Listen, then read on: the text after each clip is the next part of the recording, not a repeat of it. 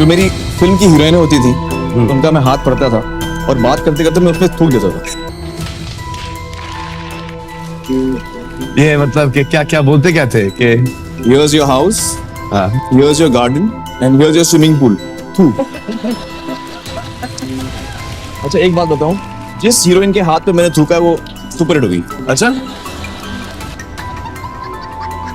मतलब हिरन तड़प रहा था, मतलब 2-3 कदम जाके मतलब आगे गिर गया, तड़प रहा था। फिर जेब में से छुरी निकाली, उसकी गर्दन काट दी। कुत्ते से भी ज्यादा। इस वीडियो को देखने और सुनने के बाद आपको काफी सारी चीजें समझ आ गई होंगी।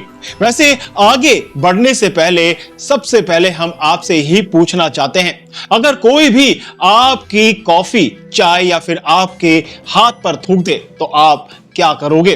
लेकिन इन खान गैंग के लोगों ने अपने को एक्टर के साथ में ऐसा घिनौना काम किया है। New generation, you can उन सबको used to say, "Let me read your hand and spit on it and run away." दोनों के हाथ पे थूका है मैंने। सुनो मेरी बात, मैं वो क्यों करता हूँ? Why do I spit on my heroine's hands? It's very important to know that. जिस हीरोइन के हाथ पे मैंने थूका है वो नंबर 1 हो गई है। उन्होंने उनके हाथ पर थूका और तो और उनके खाने वाली चीजों में, पीने वाली चीजों में भी थूक दिया, जिसके बाद मजबूरन इन को एक्टर्स को उनके झूठी चीजों को, थूकी हुई चीजों को खाना भी पड़ा और पीना भी पड़ा। और सिर्फ ये आमिर खान ही नहीं, इनके अलावा और भी हैं, यानी कि सलमान खान भी ऐसा ही है जो थूक देते हैं और उनके थूक को चाटना पड़ता है। लेकिन अगर आप सोच रहे होंगे कि हम सारी चीजें झूठ बोल रहे हैं, तो अब तो आपको इस वीडियो के माध्यम से हमने सबूत भी दे दिए कि ये बिल्कुल सच है। और आमिर खान खुद अपने मुंह से बोल रहा है कि मैं थूक दिया करता था और थूकने के बाद वो हीरोइन जिसके हाथ पर थूका जाता था वो सुपर हिट हो जाती थी, वो पूरे तरीके से उसका नाम हो जाता था। अब बात सिर्फ आमिर खान की नहीं, अब एक और इंसान है जिसको आप भाईजान कहते हो, जिसे आप बॉलीवुड का दबंग खान कहते हो। वैसे आपको यह भी बता दूं कि उसी दबंग खान की दबंगाई इस वक्त लॉरेंस बिश्नोई ने पूरे तरीके से निकाली हुई है। लेकिन आगे की चीजें दिखाने से पहले, आगे इस वीडियो में बढ़ने से पहले आपको यह दिखा देते हैं।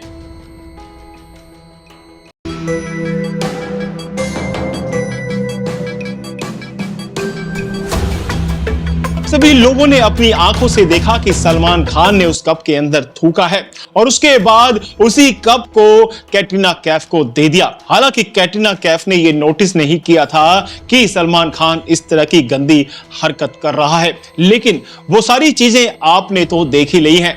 सिर्फ आप सोच रहे होंगे कि ये मजाक है, लेकिन बात अगर इतनी है तो हम आपको एक और क्लिप दिखा देते हैं।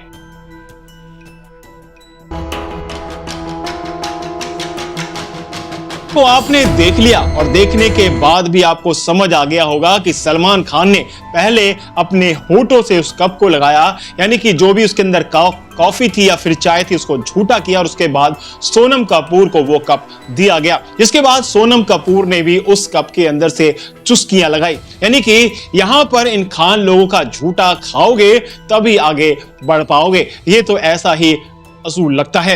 लेकिन जिस तरीके की इनकी हरकतें हैं वो अपने आप में बहुत ज्यादा गंदी है, यानी कि इनके थूका हुआ आपको चाटना पड़ेगा अगर आपको बॉलीवुड के अंदर टिकना है।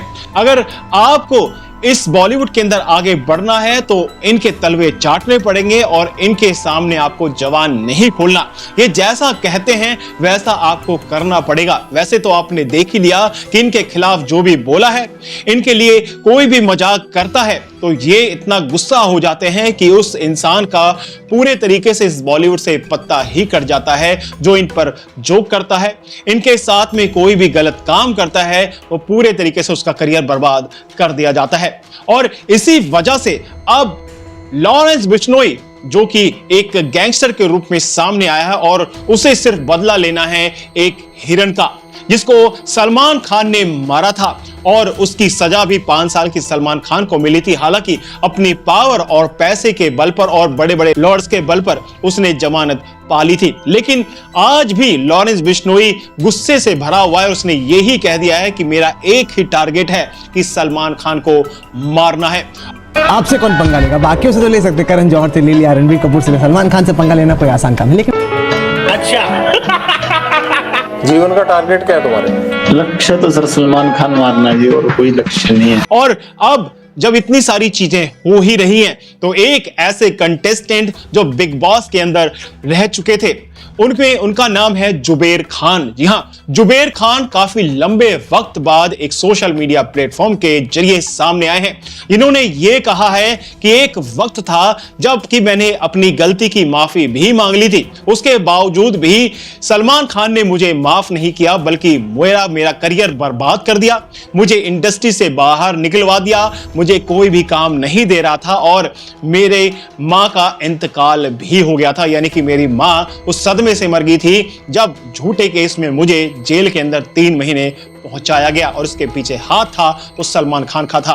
आदमी दिख रहा है, बोले छोटा है दब जाएगा। अब उसको मालूम नहीं छोटी मूंगी जो है ना बड़े बड़े हाथी को गिरा देती है। मैं विवेक ओबराय नहीं हूँ। और सलमान खान तेरे को तो मैं खुला चैलेंज दे रहा हूँ, तूने कैमरे के सामने पूरी दुनिया के सामने बोलना कसम खुदा की तेरे को कुत्ता बनाऊंगा। देख लोनावला में भी आया, बंबई में भी आया, तेरे को कल से चैलेंज दे रहा ना कुत्ता बना। देखू तो सही कौन सी है नस्ल तेरी। मैं तो हूँ कुत्ता, तू कौन सी नस्ल का वो बताना मेरे को। आ रहा हूँ बेटा, मैं तेरे पास आ रहा हूँ। कसम खुदा की तो कुत्ता नहीं बना दिया ना। मेरा नाम सलमान खान। एक बंदा जेल में बैठ के भी इतना डरा दिया है कि संडास जाने के लिए भी 4 लोग जा रहे हैं। तो देखो छोटे को तो हर कोई दबाता है।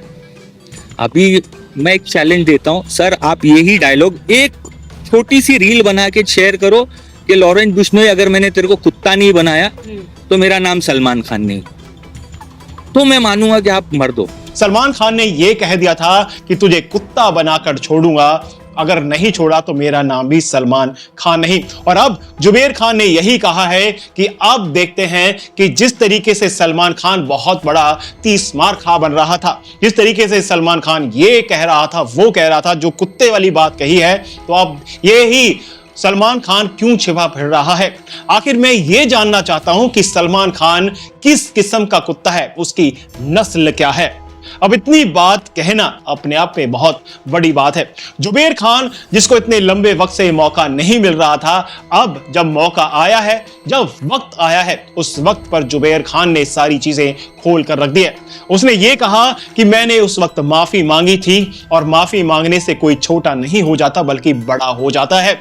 मेरे को माफी भी नहीं दी गई बल्कि उसने पूरा मेरा करियर बर्बाद कर दिया। और जब लॉरेंस बिश्नोई एक माफी के लिए बोल रहा है तो इससे एक माफी भी नहीं मांगी जा रही। अब चाहे वो हिरन का शिकार उसने किया हो या फिर ना किया हो, अगर नहीं भी किया हो तो एक माफी मांगने से उसका क्या जाता है। अब इतनी अकड़ वो सलमान खान की पूरी धरी रह जाएगी और इसी वजह से वो पूरे तरीके से डरा हुआ है और इतनी सिक्योरिटी के अंदर भी उसकी फटी पड़ी है।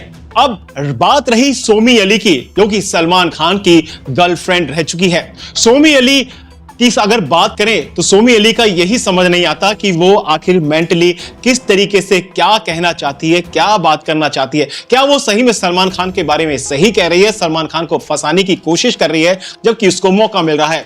कभी वो सलमान खान की तरफ की बातें करती है तो कभी लॉरेंस बिश्नोई की तरफ की बातें करती है। कभी वो सलमान खान को गलत बोलती है तो कभी वो लॉरेंस बिश्नोई को गलत बोलती है। आखिर उसके दिमाग में है क्या? आखिर क्यों चाहती है वो ऐसा? आखिर किस चीज का बदला लेना चाहती है सोमी अली?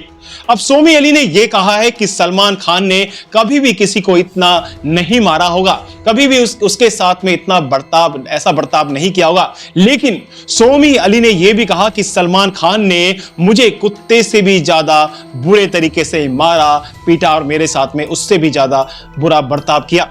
सबसे ज्यादा कुत्ते से भी ज्यादा अगर किसी को अब्यूज किया गया है तो वो है सोमी अली बाय सलमान खान। मतलब मैं ऐसी हरकत, ऐसी चीज़ों से मैं गुजर चुकी हूँ जो मैं आपको बयान नहीं कर सकती। और वो उसका कटरीना का तो उसका एक आधा भी नहीं हुआ है। ऐश का बहुत बुरा हुआ है। ऐश का उसने सीढ़ियों से नीचे गिरा के उसका आई थिंक शोल्डर फ्रैक्चर कर दिया था। बात सिर्फ यही तक नहीं, ये सिर्फ सोमी अली तक नहीं रही। सोमी अली ने यह भी कहा कि ऐश्वर्या राय का कंधा, उसका हाथ तक सलमान खान ने तोड़ दिया था। यानी कितने दावे के साथ कह देना अपने आप में बहुत बड़ी बात है। और बात सिर्फ यही तक नहीं, मैं अगर आगे बढ़ूं तो आपको यह भी बता दूं कि सोमी अली ने यह भी कहा था कि जब सलमान खान ने मुझे पीटा मुझे मारा और मुझे एक गुड़िया की तरह इधर उधर दीवारों से पटक रहा था, तो मेरे शरीर की कई हड्डियां टूट गई थी, मुझे बहुत ज्यादा दर्द हो रहा था उस वक्त। तब्बू, अब यहां पर कहानी जुड़ जाती है तब्बू के साथ में, और ये कहानी कहां जुड़ेगी आपको बताते हैं। अब सोमी अली ने यह कहा कि तब्बू मेरी हालत को देखकर रो पड़ी थी, उसको मेरे दर्द को महसूस करना समझ आ रहा था।